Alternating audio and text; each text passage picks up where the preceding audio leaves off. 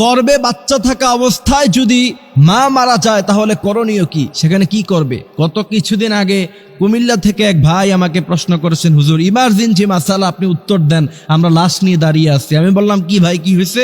তিনি বলছেন, আমরা হসপিটালে নিয়ে গিয়েছিলাম এক অন্তঃসত্ত্বা মাকে। সেখানে নেওয়ার পরে একটু পরেই ডেলিভারি হওয়ার কথা, ডাক্তার ভুলে কি ইনজেকশন দিয়েছে, তার কারণে 1 মিনিটের মাথায় অন্তঃসত্ত্বা মা সে মুহূর্তের মধ্যেই দুনিয়া থেকে চলে গিয়েছে, বিদায় হয়ে গিয়েছে। এখন তার ভিতরে বাচ্চা আছে, এখন কি করণীয়, আমরা কি করতে পারি হুজুর, উত্তর দেন।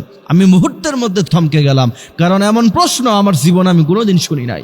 এই জন্য আমি এটা জাতির উদ্দেশ্যে আলোচনা করে দিচ্ছি আজকের আলোচনায়।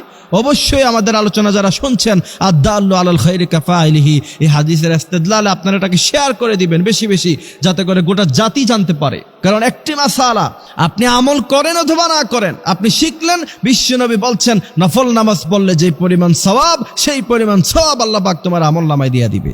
আমি অবাক হয়েছি যে এই প্রশ্ন তো কখনো পাই নাই। পরে আমি গবেষণা করে এটার উত্তর যেটা পেয়েছি, যদি সন্তান গর্ভে থাকা অবস্থায় কোনো মা মৃত্যুবরণ করে, যেহেতু এখন সায়েন্সের জামানা, যেহেতু এখন মেশিনারিজের জমানা, অবশ্যই চেক করে নিতে হবে সাথে সাথে যে বাচ্চা ভিতরে জীবিত আছে কিনা। সাধারণত বাচ্চা মা মারা গেলে বাচ্চা সাধারণত সাথে সাথে মরে যাবে। তারপরেও যদি কোনো কারণ আল্লাহ পাক তার হায়াত রাখে, সে যদি বেঁচে থাকে, অবশ্যই অপারেশনের মাধ্যমে বাচ্চাকে বের করে আনতে হবে, অবশ্যই এটা করতে হবে। আর যদি না হয় তাহলে কি করবেন? আমাকে প্রশ্ন করা হচ্ছে, হুজুর বাচ্চা যদি ভিতরে মারা যায় তাহলে কি তাকে আলাদা বের করে আলাদা জানাজা দিব, নাকি একসাথে দিয়ে ফেলবো? এখানে হচ্ছে মূলত মাসালা।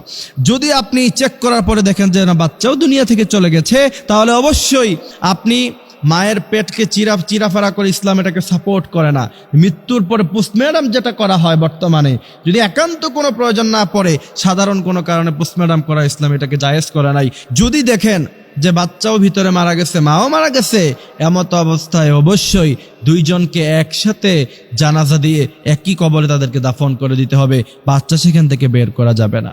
এই জন্য প্রিয় ভাইরা আমার, দুনিয়া নিয়ে এত আয়োজন, এত কিছু, অথচ একটু আগেই সেই বাবা জানতেন না, সেই স্বামী জানতেন না যে সে খুশিতে ছিল যে একটু পরে আমার সন্তান আসবে, আমি মানুষকে মিষ্টি খাওয়াবো, মিষ্টির টাকাটাও পকেটে এখনো পর্যন্ত আছে। কিন্তু 1 মিনিটের ব্যবধানে আল্লাহ কি করে দিলেন, তার সন্তানও নাই, তার প্রিয়তমা স্ত্রী, যার সাথে এত কাল এত সময় সে কাটিয়েছে, কত আলাপ, কত খুনছুটি, যা আমার মেয়ে হলে এই নাম রাখবো, ছেলে হলে এই নাম রাখবো, কত আলাপ আলোচনা, কত কিছু, কত গল্প, কিন্তু কোথায় গেল? 1 মিনিটের মাথায় তার বাচ্চাও নাই, তার প্রিয়তমা স্ত্রীও নাই।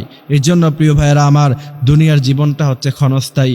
এই ক্ষণস্থায়ী জীবন আমরা আল্লাহর পথে যেন পরিচালিত করতে পারি, বিশ্বনবী সাল্লাল্লাহু আলাইহি ওয়াসাল্লামের দেখানো তরিকা, সাহাবাদের দেখানো তরিকা, বিশ্বনবীর সুন্নাহ দিয়ে যাতে করে আমাদের জীবনটাকে আমরা গঠন করতে পারি, সে তৌফিক আল্লাহ পাক আমাদের সবাইকে দান করুক।